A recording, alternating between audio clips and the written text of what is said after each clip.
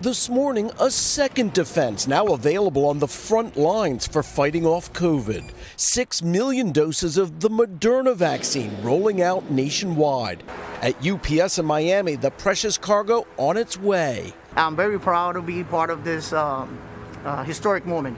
A moment healthcare workers have been anxiously awaiting. Chief Pharmacy Officer Madeline Camejo taking in the first delivery at Baptist Health, South Florida.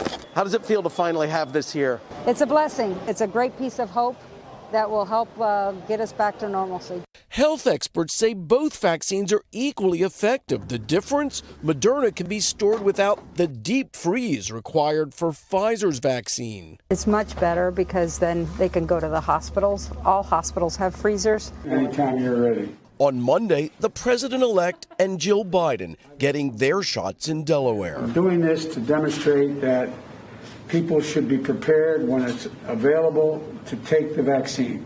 There's nothing to worry about. Over the next few weeks, nearly all vaccines will continue to go to healthcare workers and nursing homes.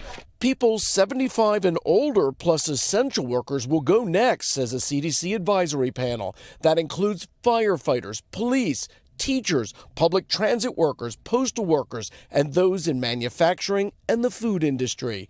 Not all agree with the decision. Florida's governor is one of them. The problem with that is, as I see it, is a 22-year-old food service worker would get a vaccine over a 74-year-old grandmother. I don't think that that's an appropriate calculation of the relative risks there. But for now, those getting the vaccine, simply a feeling of overwhelming hope. Do you know how many lives you can save with this?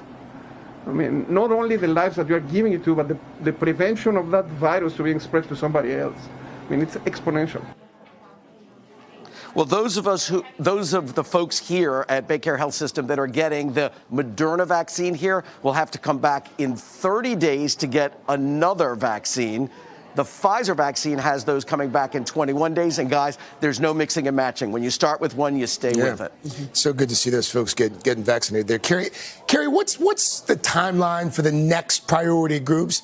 And who do those groups include?